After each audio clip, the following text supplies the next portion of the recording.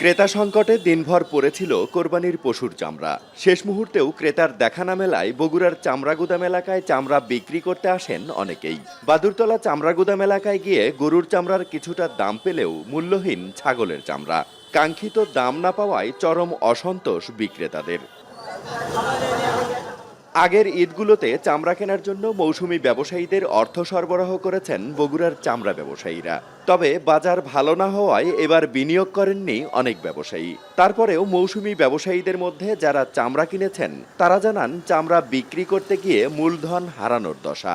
চামড়া আমাদের কেনা এবারে 423 টাকা, এখানে 300 350 টাকা দাম বলছে। লিখছেই না, আমরা দিলেও নেবো না। তাহলে এটা কেনা পড়ছে, কেনা পড়েনি তো লিবি না কে। 300 400 উপর হাই 500 টাকা দাম করে না, এই অবস্থা।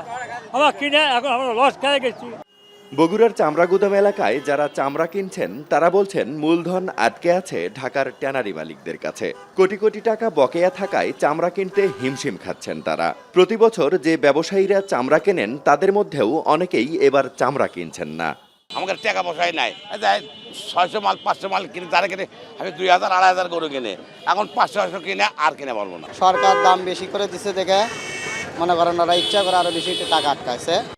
ঈদ ঘিরে চামড়ার সরবরাহ বাড়ায় দাম নিয়ে শঙ্কা থাকে। তাই চামড়া সংরক্ষণের জন্য মাদ্রাসা, এতিমখানা ও লিল্লাহ বোর্ডিংয়ে সরকারিভাবেই পর্যাপ্ত লবণ সরবরাহ করা হয়েছে।